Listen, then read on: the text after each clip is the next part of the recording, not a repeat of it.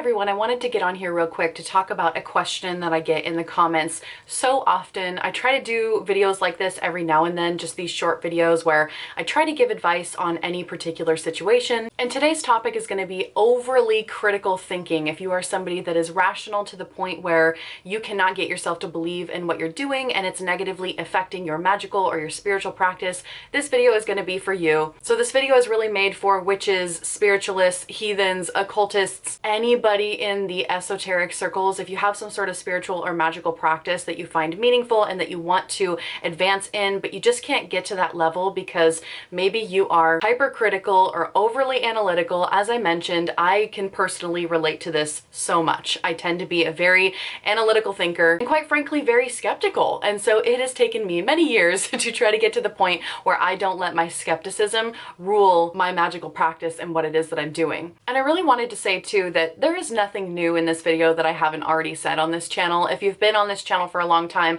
the advice that I'm about to give, you've likely heard it before in various videos that I have, but I've been meaning to create this video to kind of compile all of that advice into one video. That way when somebody asks, I have a resource that I can just send it to them. So the first thing that I want to say here is that skepticism and critical thinking, being analytical, all of these things are good, especially in the occult community. I have a whole video dedicated to how to think more critically, and I'll link it down below if that's something that you're interested in. Being a bit skeptical, a bit more cautious, a bit more rational, it helps you stay grounded. It really does. It helps you from dipping way too far into spiritual psychosis. So I don't want to pretend that these things are a bad thing by any means, because they're not. They're actually something that I personally believe every witch, occultist, etc. needs to have. We all need to be critically thinking. We all need to be a little bit skeptical, and to really think for ourselves. We need to be able to look for credible sources. We need to be able to look at spiritual teachers with a critical eye and see if that person is credible or not. But what I'm talking about in this video is someone who is so critical to the point where if you were to do a spell or a ritual or whatever it is that you're doing in your practice, you are not able to even remotely get yourself to believe in what it is that you're doing. You are not able to complete the ritual without feeling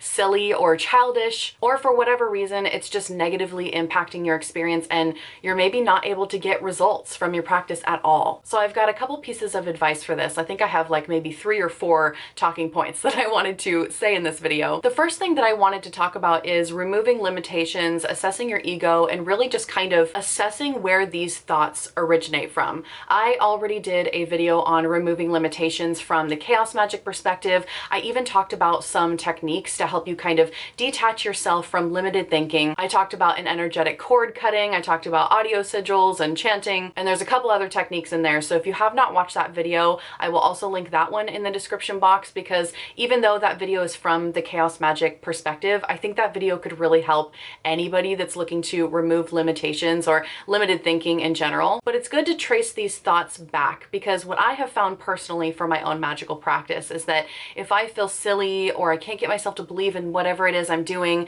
I can usually trace it back to brainwashing and conditioning from the society that I currently live in, from things my parents have said when I'm younger, from other caregivers or role models that I looked up to, thinking that magic, mysticism, spirits, all of this woo-woo paranormal nonsense is childish. It's childish to believe in such things.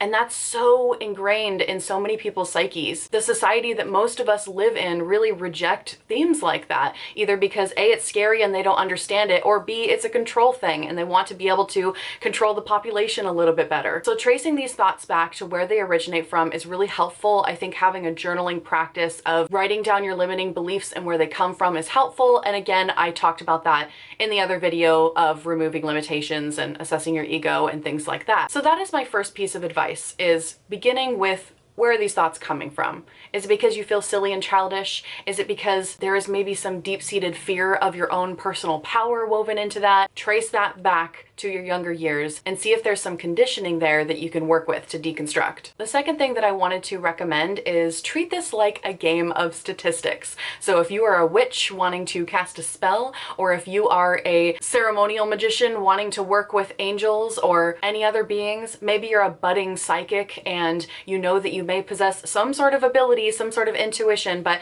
you just can't get yourself to really fully let go and allow yourself to experience these things. Treat your magic like a game of statistics. Let's take the first example here. You are a witch casting spells to manifest the things that you desire. Yes, these workings do work. I have witnessed them in my own personal life. I would not still be doing this after decades if it didn't work. But I encourage you to start really, really small with the rituals that you do. So let's say, for example, you are applying to a job and you already know the people working there. You think there's a really good possibility that you're probably going to get the job because all the other applicants are not as good, or whatever the case is. Let's say you're applying for a job and there's maybe an 80% chance that you are going to get this job. And maybe there's a 20% chance that something happens out of the blue and maybe you don't get the job. What I mean by starting small is do a working for a situation like this where you are likely to already manifest or get the thing that you want. So do a spell or do a ritual to get that job,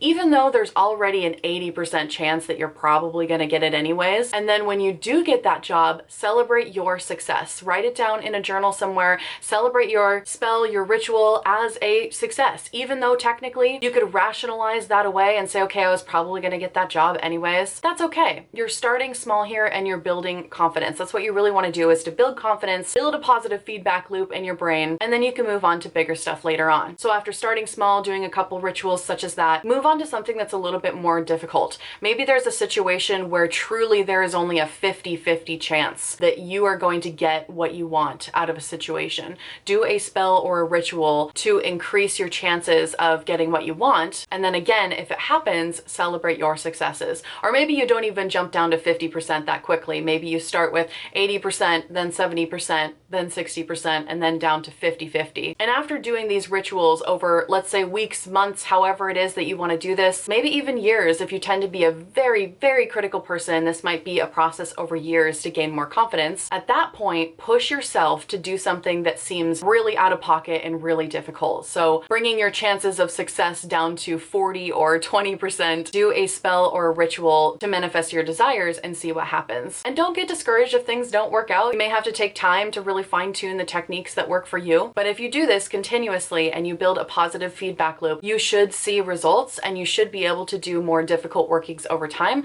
and manifest the things that you desire. So treat it like a game of statistics and really start small. I've also heard of people, on the subject of starting small, thinking about just manifesting really small things such as a parking spot. This was written in a book so long ago, and I can't remember what book it was that I read this from, but maybe it was a Christopher Penczak book. I'm not quite sure, but thinking about manifesting a parking spot to the next place that you drive to, whether it's the grocery store, work, school, whatever it is, try to manifest the parking spot, the best one, the princess parking right up at the front. As you are driving to that destination, you are visualizing the roads clearing, the parking lot clearing, and that beautiful spot just right there for you. And as you drive up and you notice that spot, park in that spot and then celebrate your success. So it really doesn't have to be something as big as getting a job or getting a new love interest or whatever. It can be something so small as a parking spot to wherever you're going next. So in the beginning of this video, we kind of talked about unbrainwashing yourself, because there's a lot of conditioning that happens in the society that we grow up in, what our primary caregivers tell us over the years as far as what is silly and childish or a waste of time, whatever it happens to be. There is a deconstruction period, a de-brainwashing period that we have to go through to kind of remove those limitations. And after going through that period, I would highly recommend conditioning yourself into new ways of thinking and new ways of operating.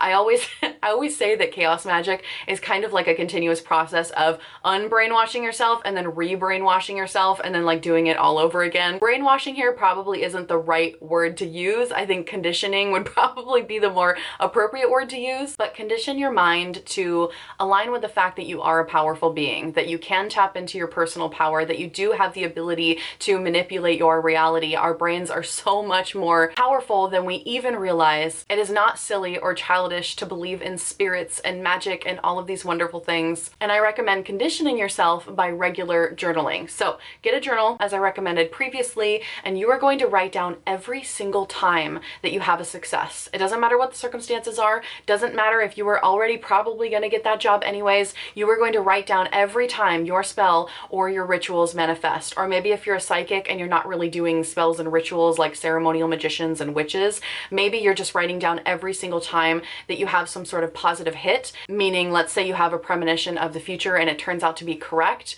or you have a dream that manifests, or you have a spirit that's talking to you, or some sort of spiritual activity happens, write all of that down in your journal. Every single occurrence and every single psychic hit and every single ritual success. And the reason why you want to do this is because in times of doubt, when you feel like this is all just bullshit and make believe and am I actually even creating change, you can go back into your journal and read all of the accounts that you have, all the evidence that you have of this actually changing and manipulating your reality. So condition yourself that way. Truly celebrate your successes. The last thing I wanted to say here is something that I mentioned in my last video about tulpomancy when I was talking about magical entities. Whether something is objectively real or not is completely irrelevant. I see these arguments all the time online. People are claiming that's not true or that's not real. This is all fantasy, make-believe, Harry Potter, whatever. I don't personally think it matters. I think those arguments are completely irrelevant because if it is creating real change in your life, if it is affecting you positively and